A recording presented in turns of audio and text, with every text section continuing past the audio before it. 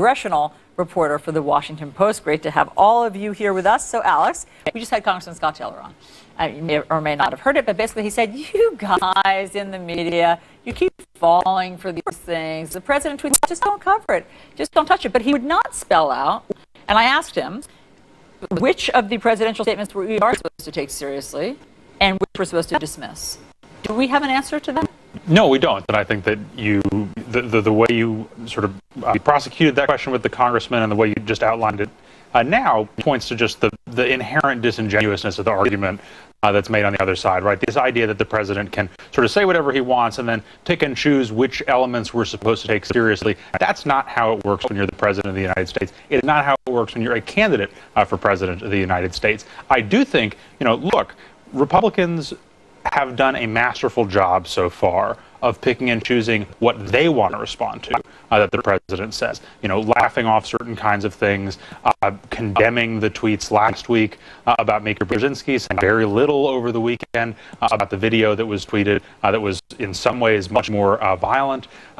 But that's not a luxury that the media has. And frankly, I don't know that it's a luxury that Republicans have indefinitely. That, when you see poll after poll showing voters think that this is harmful to the president, bad for the country, at some point you do need to sort of draw a line. It's funny because this morning the president almost on cue has been writing about what he's doing today, almost as if to send the message, look, I'm actually working, I'm doing the nation's business here. He says, I'm going to be speaking with Italy this morning, I'm going to be speaking with Germany and France this morning. He spoke with leaders of Saudi Arabia and the Middle East over the weekend, April Ryan. The White House is trying to say, look at all these things that he's doing, but it is hard to separate what he does with who he is.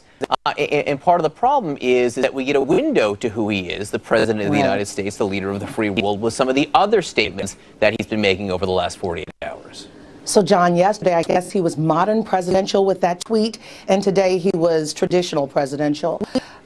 John, we have peeped into or peered into this president's mindset, behavior for a very long time, since he was running for president and even before. For some, it does not surprise them. And even last week when the tweet came out about Joe and Mika, the rationale from the podium in the White House briefing room by Sarah Huckabee Sanders was that, people knew who they were getting.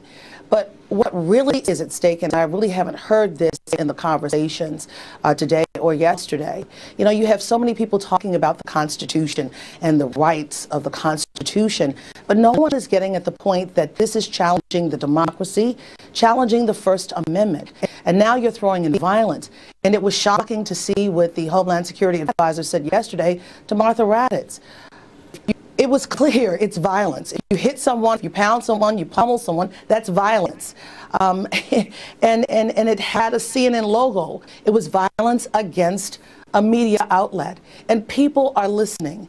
And I just pray that it does not crescendo into something bigger than this. This president has influence, even though he has very low poll numbers. His disapproval rating is very high. He still has influence over that certain sector that believes he's genuine and feels like they are him. So, Karun, you're in the halls of Congress every day, as we've discussed. For all of the Congress people who were so rightly appalled and sickened by what happened with Steve Scalise and opening fire at that Republican baseball game, is this the unity that they called for after that event? Is this the lowering of the rhetoric? Clearly not. Clearly not. And I think this goes to the difference also between what members of Congress were feeling very genuinely because it was an attack on their fellow members of Congress versus what the president seems to have said and then forgotten about several hours later. But going back to another point that you were just discussing with April, I think that this is the president is doing this, and he's directing his fury at the media now with punches in this video, as we've seen, and we're criticizing him because of that. But at the same point, because we're criticizing because of that, we are not spending the same amount of time on the air criticizing various details of the policies that are being debated in Congress right now, the health care bill that the president's pushing. We didn't talk all that much about the travel ban last week because we were talking about some of these tweets. So in that regard, yes, this is something that clearly is needing to be scrutinized, but the type of scrutiny plays better with his base than the type of scrutiny that we might otherwise be doing with this time. And so in that way, yes, it's shocking what he's saying. It's shocking to members of Congress. It's shocking to Washington, D.C. It's not what anybody wanted, but it might be what the president wants, which is if he wants less negative coverage for what he's doing as president, take the negative coverage for what he's doing as a person that doesn't seem to play that poorly with his base and didn't during the campaign. And if it's a one or the other, this might be better for him. Hey, look, it's an interesting strategy if, in fact, it is a strategy, if, in fact, it is that deliberate. You know, who knows? I just want to, back to what Allison was saying, I just want to remind people what the President of the United States did say after the Steve Scalise shooting with welcome, I think, healing remarks in that moment. Let's listen. We may have our differences, but we do well in times like these to remember that everyone who serves in our nation's capital is here because, above all, they love our country. We can all agree that we are blessed to be Americans, that our children deserve to grow up in a nation of safety and peace, and that we are strongest when we are unified and when we work together for the common good.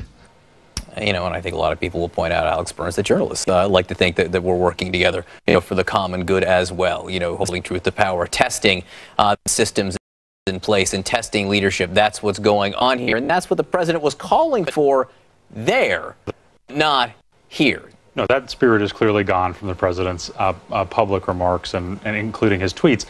I do think that in addition to just the substantive shift away from trying to promote that tone to promoting something like the opposite, it's a huge political sacrifice for the president, and I think a lot of people would say a huge political error to give up the kind of high ground that a president can achieve in that kind of moment. That you've seen it, you know, over and over in recent history. President Clinton after the Oklahoma City bombing, President Bush certainly after 9/11, President Obama after so many mass shootings, where the president seemed to rise above everything that was divisive and that made the country small. And President Trump in that moment, I think you have to say, was one of the most pitch perfect public appearances of his presidency. And if he had been able to extend that into other elements of his performance as president and conduct in his office, I think it'd be a lot harder for his critics and political opponents to go after him. April, it's going to be a big week for the president. He's going to be meeting with these various world leaders, the G20, and he's going to have his first face-to-face meeting with Vladimir Putin. There is some CNN reporting that that the White House is not planning to bring up the election meddling with Putin because they want to focus on Syria and fighting ISIS. But it's hard to imagine that he wouldn't bring up the elephant in the room. What do you think we can expect this week? Well, one thing about this president, as you know, people are saying he's genuine, and I believe he will be true to himself, and he doesn't necessarily follow the scripts that they offer him, and we'll see what he says. But I can definitely say that national security, as they have in the past, and those who work with intelligence are briefing him. We know that in the past there are always three topics that the president and the president of Russia would talk about. These sidebar conversations would have three topics, and we assume that right now the three topics that they are prepping him for would be Syria, would be also North Korea, and also the Ukraine, especially since he met with the leader of Ukraine recently. But who knows what this president will talk about. I mean, you know, when he was in the Oval Office not long ago with the Russian ambassador, he talked about Comey. So this president does not have filters.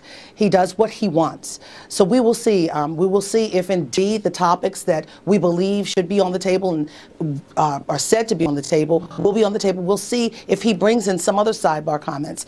So it just remains to be seen at the end of the week. Yep. Panel, thank you very much.